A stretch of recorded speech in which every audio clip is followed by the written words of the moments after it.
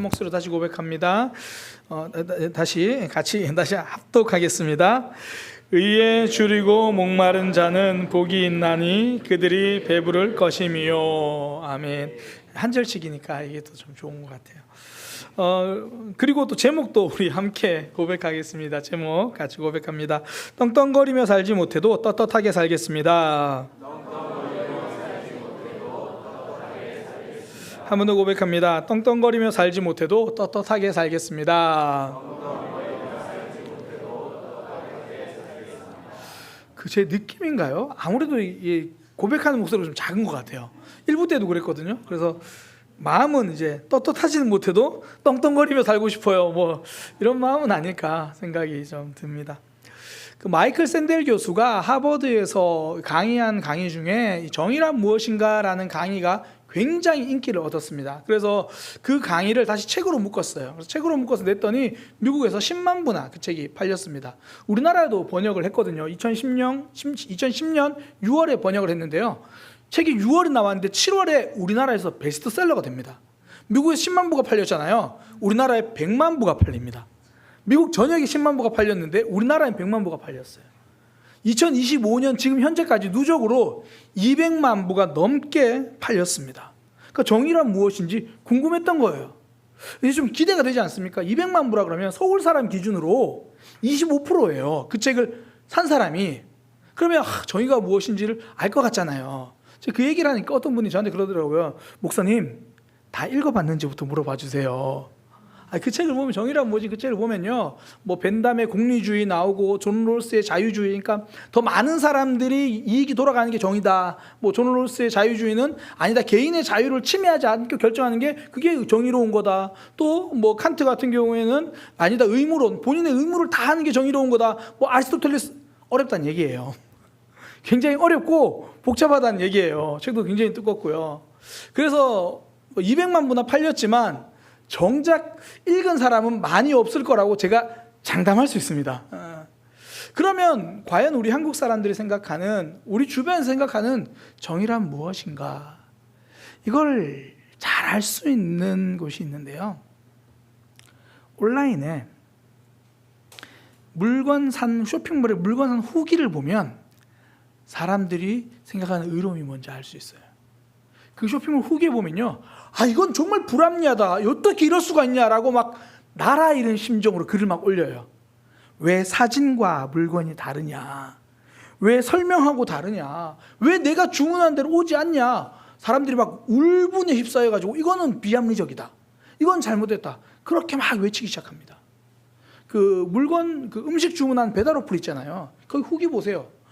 내가 이걸 주문했는데 이걸 빠뜨리고 왔다고 큰일 날 것처럼, 난 이거 안 먹겠다 그랬는데 이거 꼭 넣어서 왔다고 큰일 날 것처럼 이야기해요. 보면서 깨달았어요. 우리 한국 사람들이 생각하는 불이란 불이익이구나. 나한테 불이익이 오면 그건 불합리한 거예요. 그러니까 나한테 조금이라도 어려움이 찾아오면 이건 의롭지 않은 거예요. 그러니까 뒤집어서 이야기하면 어쩌면 나한테 유익하고 이익이 찾아온 건 그거는 합리적이지. 뭐 그럴 수는 있는 거지. 오늘날 이익이 오히려 의로움이 되어버리는 것 같아요. 이게요, 2021년에 미국에서 그 설문조사를 하나 했습니다. 그 설문조사가 어떤 거냐면, 그 퓨 리서치 센터에서 그 흔히 말하는 선진국이라고 말하는 나라 17개 나라, 우리나라 포함해서요, 17개 나라의 성인들을 대상으로 설문조사를 했는데 그 내용이 이겁니다. 당신은 당신의 삶을 의미 있게 만드는 것이 무엇이라고 생각합니까? 당신은 당신의 삶에서 무엇이 의미 있는 삶입니까? 이제 이런 질문을 한 거예요. 그리고 이제 보기가 쫙 나오는데, 보기에 보면 가족, 건강, 친구, 나의 직업, 그리고 신앙, 물질적 풍요, 이런 항목들이 쫙 있었어요. 그래서 이제 17개의 나라에서 대답을 했는데 그 중에 14개의 나라에서 공통적으로 1위를 한 게 가족이에요. 그래서 내 삶에 나를 의미 있게 만들어주는 건 가족이다, 대답을 했어요. 그런데 우리 한국은 다르게 대답이 나왔어요. 17개 조사 중에서 우리 한국은 가장 의미 있게 내 삶을 의미 있게 만들어주는 거라고 나온 게 뭐냐면 물질적 부여가 나왔어요. 그리고 더 놀랍게도 17개 나라 중에서 물질적 부여를 삶에 가장 의미 있는 걸로 선택한 나라는 우리나라가 유일합니다. 보통이 아닌 거죠, 우리나라가. 그러니까 지금 내 삶을 더 의롭게 만들어주는 게 가족보다도 경제적 부유함이 먼저 나온 거예요. 그리고 그 통계에서 신앙이라는 통계도 있었거든요. 우리나라에서 신앙이 가장 첫 번째라고 대답한 그 확률, 그 퍼센트가 1%도 안 됩니다. 뭐 카톨릭, 뭐 개신교, 우리 개신교만 따져도 우리 전체 인구의 1%가 넘는데 신앙이 내 삶에 가장 의미 있다고 말한 게 1%도 안 돼요. 사실 이건 설문조사를 해보지 않아도요, 우리가 선거철이 되면 잘 알 수 있어요. 선거철에 보면 진짜 우리나라의 미래를 보고 앞으로 보고 어떤 정책이 더 좋은가 거의 관심 없어요. 이 정책이 지금은 좀 나한테 손해가 와도 앞으로 우리나라의 발전적으로 좋다고 싶어도 지금 내가 불편하면 거기 안 찍어요. 집 있는 사람은 어떻게 하면 내 아파트 값 올려주는 정책에다가 지지하기 시작하고요. 집 없는 사람은 어떻게 하면 내 집 마련하는데 도움이 될까, 지금 내 삶에서 어떻게 도움이 될까, 거기에 투표하기 시작해요. 그러니까 더 의롭고 더 모든 사람들에게 도움이 되거나 더 필요한 거 관심이 없어요. 그냥 지금 나에게 더 이익이 되는 게 무엇인가, 거기에만 관심이 있는 거죠.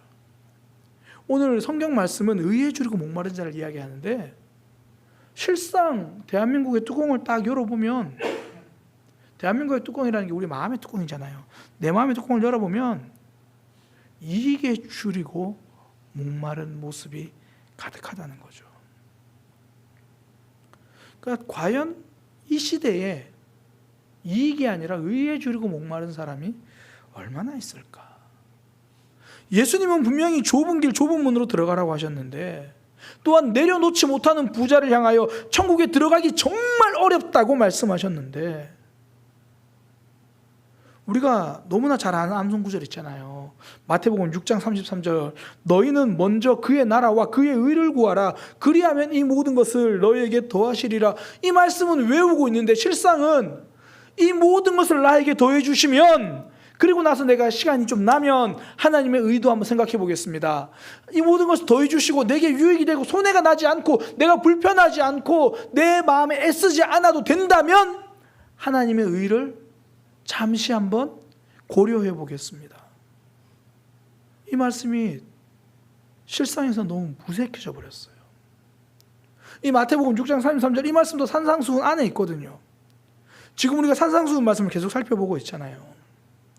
산상수훈 말씀을 하나하나 심령의 가난한 자부터 하나하나 살펴보고 있는데, 저부터도 이 말씀 살펴보면서 내가 잘못 살고 있어도 한참 잘못 살고 있구나, 자꾸 그런 생각이 들어요. 제가 소그룹 리더들과 이제 오해 주일에 모여서마다 자주 하는 얘기가, 요즘에 산상수훈 말씀 설교하기 너무 어렵습니다. 너무 어렵습니다. 다 아는 말인데 아무도 살지 않는 말씀이라, 저부터도 실천하기 어려운 말씀이라 너무 어렵습니다. 너무 불편한 말씀이고 너무 어려운 말씀이에요. 그래서 꼭 들어야 하는 말씀이죠. 그래서 꼭 필요한 말씀입니다. 그래서 비록 한 절이지만요, 묵상하고 설교 준비하는데 굉장히 힘들어요. 그래가지고 말씀을 좀 오랫동안 계속 봐요. 원어도 찾아보기도 하고, 혹여나 이게 어떤 의미일까. 그래서 이거 보통 한 2주 정도, 한 3주 걸쳐 요즘 제가 한 절씩 그렇게 쫙 묵상하고 있는데, 이 의에 줄이고 목마른 자는 말씀 묵상하는데 마음이 너무 힘든 거예요. 현실을 아니까. 설교를 이렇게 하지만 이익을 따라가는 사람이라는 게 너무나 자명한데, 이걸 어떻게 설명하지? 나부터가 이익에 민감한데, 저도 쇼핑몰에 뭐 주문했는데 옷이 제가 주문한 거랑 다르게 오면 막 댓글에다 쓸까 막 그런 생각, 속으로 댓글을 한 10번 써요. 사실 옷이 다른 게 아니라 모델이 다른 건데, 옷은 똑같은데 모델이 달라져서 그 모습이 안 나오는 것뿐인데 막 그래요. 그런데 요즘 새벽에 시편 말씀을 새벽에 이제 하나둘씩 나누고 있거든요. 그 9월 16일 말씀이에요. 시편 17편. 이제 목사니까 시편 말씀을 그냥 한 번 읽고 설교하지 않잖아요. 설교 준비를 하는데 하나하나 보고 다른 번역으로도 보고 보는데 그 시편 말씀을 보면서 이렇게 살고 싶다라고 꿈꿔지는 그런 길이 되는 한 말씀이 있더라고요. 그러니까 이 의에 주르고 목마른 자를 한참 묵상하고 있는 시점에 그 말씀이 시편 17편 14절에서 15절 말씀입니다. 이렇게 돼요. 여호와여, 이 세상에 살아있는 동안 그들의 분깃을 받은 사람들에게서 주의 손으로 나를 구하소서. 그들은 주의 제물로 배를 채우고 자녀로 만족하고 그들의 남은 산업을 그들의 어린아이들에게 물려주려고 한다. 저는 그런 삶에서 저를 건져주세요. 그러면서 15절에 하는 말이 뭐냐면, 그러나 저는 의로운 중에서 주의 얼굴을 배우리니.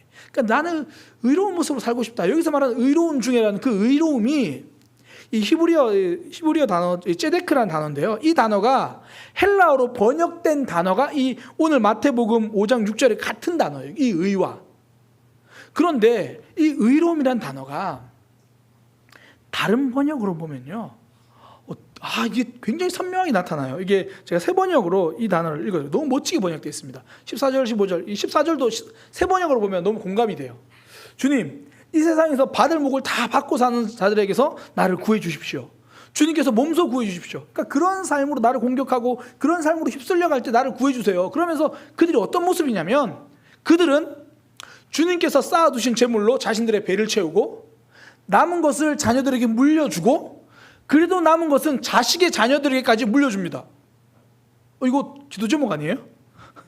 저 이렇게 되게 해주세요. 이거 기도 제목 아니에요? 그런데 시편이 다윗은 이렇게 말해요. 나는 떳떳하게 주님의 얼굴을 뵙겠습니다. 의로운 중에를 이렇게 번역해놨어요. 떳떳하게 주님의 얼굴을 뵙겠습니다. 이 문장을 보는데 뭉클하더라고요. 어차피 저는 목사라서 남들 앞에 떵떵거리며 살지 못해요. 근데 떳떳하게는 살고 싶다는 생각이 들더라고요. 사람들 앞에 떵떵거리지 못해도 하나님 앞에서 떳떳하게 결정하고 떳떳하게 선택할 수 있는 것, 그 떳떳함을 위해서 몸부림치는 게 바로 의에 주르고 목마른 삶이구나. 저는 우리 모두가 떵떵거리며 사는 것이 목표가 아니라 하나님 앞에 떳떳하게 살아가는 것이 목표인 그런 삶을 살아가는 저와 여러분이 되기를 축복합니다. 그런 모습 되기를 소망합니다. 그런 삶이 되기 위해서 우리가 점검해야 될 것, 그러면 나는 지금 무엇에 목마르고 주려 있는가? 나는 무엇에 굶주려 있는가? 오늘 본문 5장 6절에 보면 그렇게 말하잖아요. 의에 주리고 목마른 자는 복이 있나니 그들이 배부름을 얻을 것이요. 그러면 나는 무엇에 굶주려 있는지를 점검하자는 거예요. 사람은요, 자신이 굶주려 있는 방향으로 발걸음을 움직이게 되어 있습니다. 사람에게 굶주린 사람은요, 계속 사람 찾아가요. 그러다가 그 사람이 나를 알아주지 않고 외면하잖아요. 그럼 그게 불의하다 그래요. 왜 사람들은 나를 이렇게 외면하지? 이건 불합리해. 이럴 수는 없어. 인정에 굶주린 사람은요, 내가 어떤 행동을 했을 때 남들이 인정해주지 않잖아요. 그럼 불합리하다 그래요. 아니, 왜 저 사람은 말을 저렇게 해? 왜 날 인정해주지 않아? 이건 불합리해. 이건 있을 수 없어. 이건 잘못된 거야. 자기가 굶주려 있는 곳으로 내 삶의 방향을 그렇게 자꾸 가요. 굶주림의 방향이 내 발걸음을 인도합니다. 그러니 그것부터 점검하는 거예요. 지금 내 마음은 어디에 굶주려 있는가? 나는 지금 어떤 모습에 서 있는가? 최근에 아이폰 17이 이제 발매됐습니다. 9월 19일 날 이제 됐어요. 뭐 그전에 사전 예약도 있고요. 근데 9월 19일 날 이제 아이폰이 이제 실물로 이제 받아볼 수 있는 그런 상황이죠. 뭐 늘 아이폰 살 때 보면 애플스토어에 사람들이 줄을 쫙 선다 그러잖아요. 이번에도 사전 예약을 하고 그냥 받기만 하면 되는데도 이 사람들이 명동에 아이폰 애플스토어에 줄을 쫙 선 겁니다. 한 100명, 200명 정도 이렇게 넘게 섰다 그래요. 그래서 그 줄을 쫙 서 있는 사람들 중에 첫 번째로 이제 받은 사람의 인터뷰가 나와 있는데요. 그 사람의 인터뷰를 제가 듣고 깜짝 놀랐어요. 놀란 게 두 가지가 있는데, 첫 번째 놀란 게 인터뷰 내용이 그래요. 지금 저는 갤럭시 S25를 쓰고 있습니다. 깜짝 놀랐어요. 모르시는구나. 갤럭시 S25는 갤럭시 최신폰이에요. 그러니까 갤럭시 S25를 쓰고 있다가 아이폰 17 새거 나왔다 그거 줄 서가지고 1등에 산 거예요. 저 거기서 깜짝 놀랐고, 두 번째 깜짝 놀랐는 건 그 1등으로 서서 한번 받아보는 게 자기 인생 버킷리스트 중에 하나였대요. 그래가지고 16일 때도 줄을 섰는데 그때 1등을 못했다는 거예요. 그래서 1등을 하려고 첫 번째 받아보려고 그게 오전 9시에 열었거든요. 그 전날 9시부터 줄을 선 거예요. 그거기에 목말라서. 그러니까 지금 내가 줄 서 있는 곳은 어딘지를 우리는 점검해 봐야 됩니다. 난 어디에 줄 서 있는가? 근데 제가 놀라운 사실 두 가지 이야기했잖아요. 제가 더 놀라운 사실 이야기 드릴게요. 갤럭시 S25를 쓰다가 아이폰 17을 쓰는 것, 그리고 그렇게 한 번쯤은 내가 거기 줄 서서 제일 먼저 사보는 그런 설렘을 느껴보는 것, 그게 버킷리스트다. 이렇게 말하는 삶이 별로 이상하게 여기지 않는다는 게 가장 놀라운 거예요. 지금 어른들 좀 놀랐어요. 만약에 제가 청년부 설교잖아요. 청년들은 목사님 그게 왜요? 그게 왜요? 지금도 지금 17을 지금 주문해놓고 기다리고 있는 애들이 있을 거니까. 그게 왜요? 내가 돈이 있는데, 내가 좀 더 아르바이트해서 그거 사겠다는데, 내가 내 만족을 위해서 투자하는데 그게 뭐가 문제인가요? 이것 때문에 제가 인터넷 찾아보니까 어떤 사람이 아이폰 7대인가 자기가 일본까지 가서 그걸 사온 사람 이야기를 있더라고요. 그런 하는 말이, 그렇게 사면 특별한 건 없대요. 근데 1년 동안 뿌듯하대요. 설렘.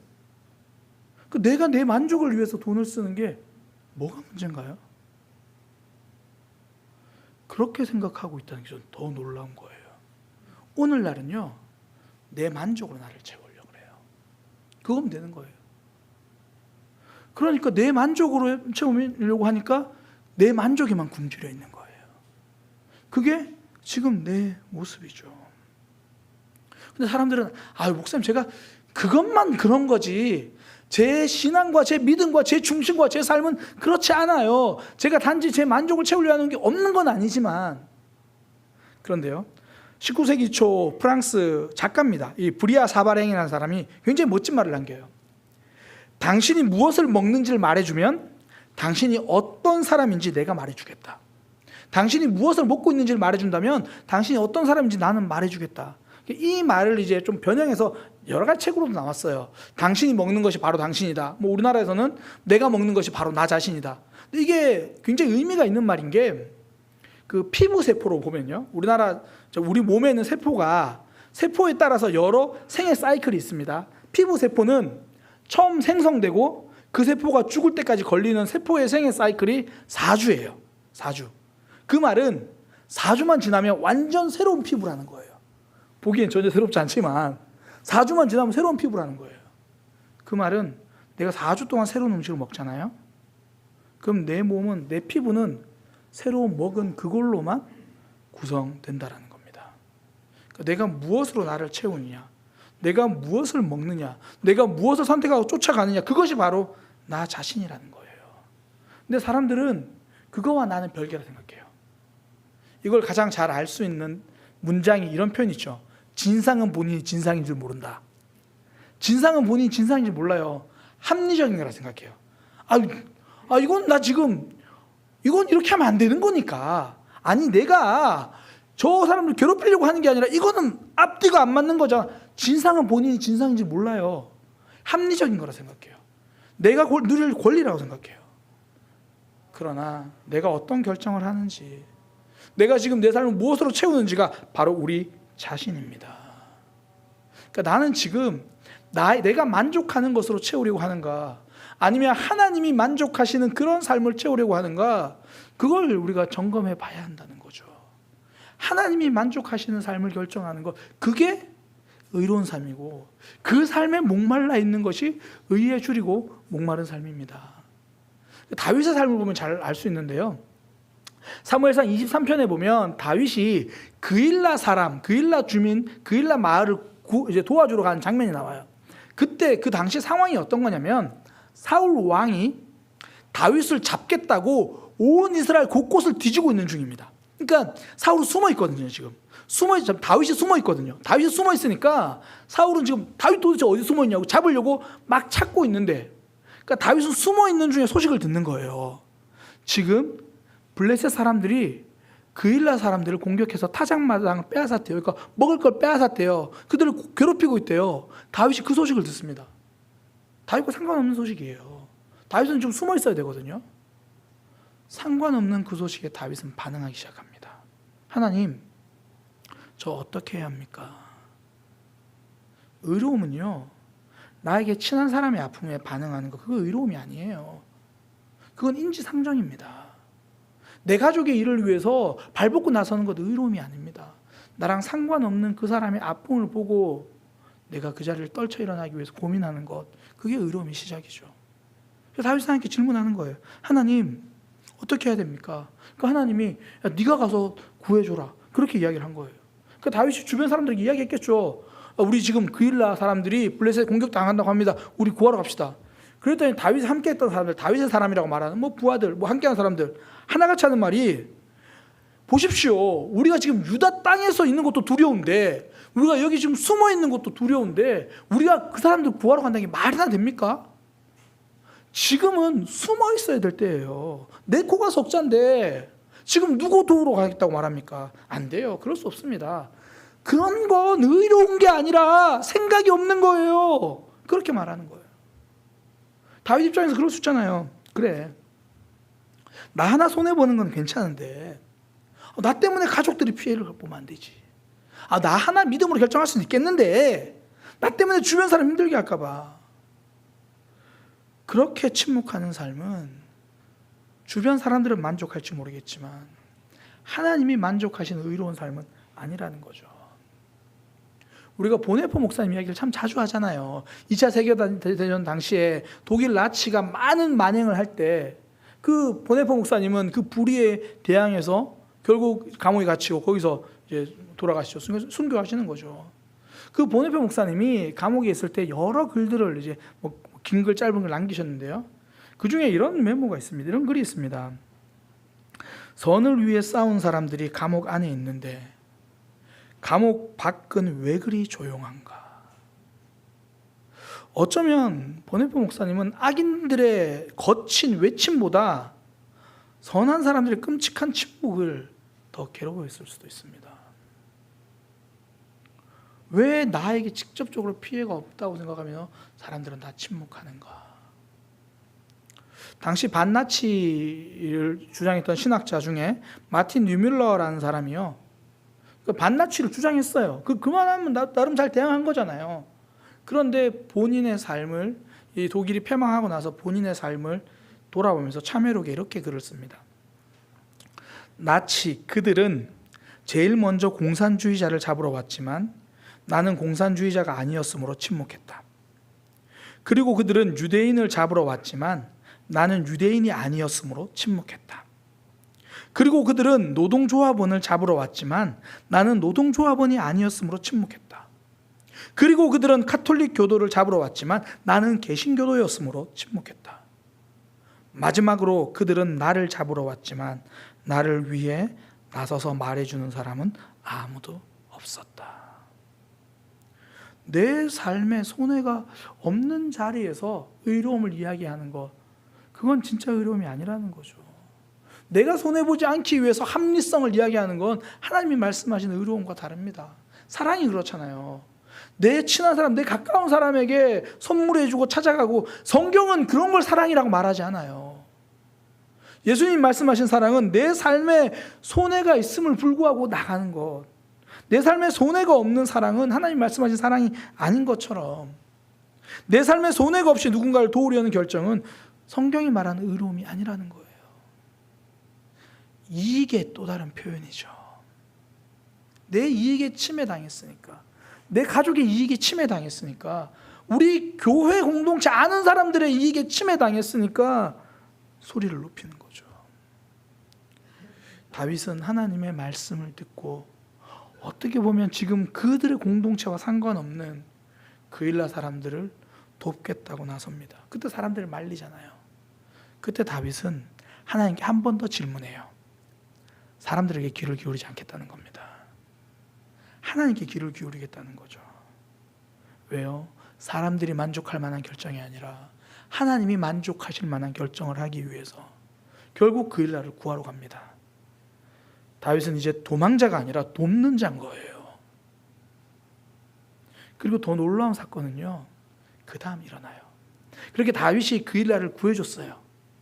그런데 이제 다윗의 위치가 노출됐잖아요. 사울 왕을 피해서 숨어 있다가 그일라를 구하는 바람에 이제 그곳에 머물면서 다윗이 그일라에 있습니다. 노출됐어요. 그리고 사울이 잡으러 온다는 소식이 들립니다. 다윗이 두렵죠. 걱정이 되죠. 자기와 함께 있는 사람들, 그들 이제 같이 어려움을 당하니까. 그래서 하나님께 묻습니다. 하나님, 저들이 우리를 잡으러 오는데 제가 계속 여기 있어야 되겠습니까? 아니면 제가 도망가야 되나요? 그일라 사람들이 저를 함께 저와 싸워 줄까요? 아니면 이 사람들이 저를 사울에게 넘겨줄까요? 하나님 주신 답이, 그일라 사람들이 너를 사울에게 넘겨줄 거다. 다윗은 지금 내 위험을 무릅쓰고 그일라 사람을 구해줬어요. 근데 그일라 사람들은 다윗을 넘겨줄 거래요. 다윗이 이 결과를 다 알았으면 어떤 선택을 했을까요? 우리는 이 결과를 다 안다면 어떤 선택을 해야 될까요? 그일라 사람들이 우리를 다시 넘겨준다는 걸 알아도 도우러 가는 것이 의로움입니다. 내 이익을 위한 거래가 아니기 때문입니다. 다윗은 아마 동일한 자리에서라도 갔을 거예요. 손해를 몰라서가 아니라 하나님이 그렇게 말씀하셨으니까. 그게 하나님이 만족하신 삶이었으니까. 그게 의에 줄이고 목마른 삶입니다. 지금 우리 주변을 돌아보면 그 어디에도 불이익 때문에 분노하는 삶만 가득합니다. 내가 손해보는 것이 불이라고 외치는 목소리만 가득합니다. 의로움이란 하나님이 만족하시는 결정을 위해서 손해를 피하지 않는 것, 그것이 하나님 말씀하시는 의로움이죠. 우리는 신앙에 존경할 만한 목사님들, 존경할 만한 분들의 삶을 보면서 참 대단하다 생각을 해요. 근데 그분들의 삶의 공통점이 무엇입니까? 내가 만족하는 결정이 아니라 하나님이 만족하시는 결정을 하기 때문이죠. 오늘 본문을 통해 하나님 우리에게 다시 그 말씀을 하시는 겁니다. 나는 너희도 그런 삶을 살았으면 좋겠다.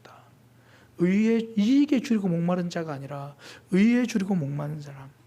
우리가 그런 삶을 하나씩 선택해 나갈 때 세상은 진짜 의로움이 무엇인지 알게 될 겁니다. 그러니 이제 우리는 나의 굶주림을 바꿔야 할 때예요. 다르게 말하면 입맛을 바꿔야죠. 지금까지 우리도 똑같이 내 이익에 굶주려 있고 내 이익을 쫓는 삶에 내 입맛이 맞춰져 있다면 이제 내 만족, 내 이익의 입맛이 아니라 하나님이 만족하시는 그 하나님의 입맛으로 바꿔야죠. 근데 입맛은요, 하루아침에 바뀌지 않습니다. 오늘 말씀 듣고 나서 내일부터 바로 저는 이익에 줄이고 목마른 자가 아니라 의에 줄이고 목마르겠습니다. 되지 않아요. 입맛은 하루아침에 안 바뀌어요. 제가 아는 한 목사님이 그런 얘기를 하시더라고요. 본인은 믹스 커피가 너무 맛있대요. 그런데 목사님들 모임을 가면 많은 목사님들이 이제 대부분 원두를 가지고 갈아서 드립을 해준다는 거죠. 목회자들의, 특히 요즘 목사님들이 많은 취미 중에 크게 두 가지가 있는데 커피하고 카메라거든요. 사진 찍는 거. 그게 주로 취미예요. 그래서 이제 목사님들 모임 가면 자기는 그 커피 믹스, 맥심 이런 거 먹고 싶은데 김 목사, 이 목사 기다려봐. 내가 이거 갈아줄게. 그러면서 막 이 원두는 어디 꼬고 막 갈아서 준대요. 먹으면 맥심 그 맥심이 그리워서. 그런데 모임마다 가면 그런 거 주니까 또 그런 거 있잖아요. 이 맛을 모르면 괜히 교양 없는 사람인 것처럼 그렇게 말을 하니까 계속 먹는 거예요. 한 3개월 정도 먹고 나니까 그 드립커피 원두의 맛을 알겠다는 거예요. 한 3개월 정도 먹고 나니까 입맛이 달라지더라는 거죠. 입맛 하나 바꾸는데 그런 시간이 걸려요. 그래서 습관이 영성이다라는 책을 쓴 목사님이 미국 목사님인데요. 그분도 우리의 일상에서 하나 깨달음으로 삶이 달라지는 게 아니라 지속적인 습관의 변화로 우리 삶이 달라진다. 그런 얘기를 하면서 그분도 본인 이야기를 쓰는데요. 그 목사님의 사모님이 어느 날 이 웬더벨이라고 해서 이 건강한 웰빙 식단에 대해서 굉장히 강조하는 분이 있어요. 그분 책을 본 거예요. 우리나라도 그 책이 번역되어 있던데 그 웬더벨의 책을 보고 나니까 갑자기 집에서 텃밭을 일구기 시작하더라는 거예요. 텃밭에서 나오는 걸 먹어야 된다. 뭐 나는 저는 싫은데, 나는 패스트푸드가 좋은데, 특히 미국 사람들은 패스트푸드 더 많이 먹잖아요. 근데 아내가 자꾸 그런 걸 먹으라고 하는 거예요. 그래서 나 이거 말고, 그래서 막 대충 먹는 둥 마는 둥 하고 패스트푸드 먹고, 그러다가 이제 아내가 당신도 이 책 좀 봐. 그래서 웬델베리 그 책을 보니까 그래, 내 건강을 위해서 야, 이런 걸 먹어야 되는구나. 그래서 그 책을 갖고 다니면서 틈틈이 시간 나는 대로 읽었다는 거죠.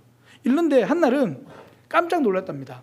가지고 틈틈이 읽는데 코스트코 패스트푸드점에서 그 핫도그를 먹으면서 그렇지, 이렇게 먹어야 돼, 그러고 있더라는 거예요. 그러면서 하는 말이, 입맛은 하루아침에 안 바뀐다. 삶의 습관이 필요하다. 그러면서 이제 한 6개월이 걸렸대요, 본인은. 6개월 지나니까 이제는 그래도 웰빙 식단도 하기 시작했대요. 아직 뭐 쉽지 않아요. 그런 거. 신앙도 동일합니다. 우린 아직 의에 굶주려 있기보다 이익에 굶주려 있을 때가 더 많습니다. 그 입맛에 길들여져 있는 거, 우리 지금 이미 우리 그 입맛에 너무 많이 길들여져 있어요. 제가 이 말씀을 준비하는데 사실 너무 힘들었어요. 저부터가 이익에 먼저 반응하니까. 그래서 우리 입맛 바꾸기 프로젝트를 함께 했으면 좋겠어요.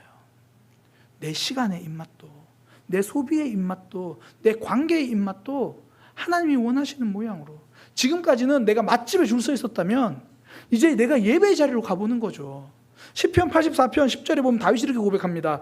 주의 궁정에서 한 날이 다른 곳에서 첫날보다 나은즉 악인의 장막에 사는 것보다 내 하나님 성전에 문지기로 있는 것이 좋사오니. 사실 이거 공감되는 사람 몇 명 있어요. 멋진 말이니까 좋다 그러죠. 사실 더 이렇게 화려했으면 좋겠는데 훈련하자는 얘기예요. 당장 우리 이번 금요기도회부터, 명절이라서 힘들면 명절 끝나고 금요기도회부터, 수요 예배부터 시간을 훈련하자고요. 목사님, 저도 사실 목사님 좋은 세미나 했습니다 하는 거 같고, 목사님 맛있는 맛집 있습니다 하고 귀가 이쪽이 좀 더 쏠리긴 해요. 그러니까 훈련하자고요. 내 시간의 입맛부터 훈련하자고요. 오래 걸리니까. 소비도 마찬가지입니다.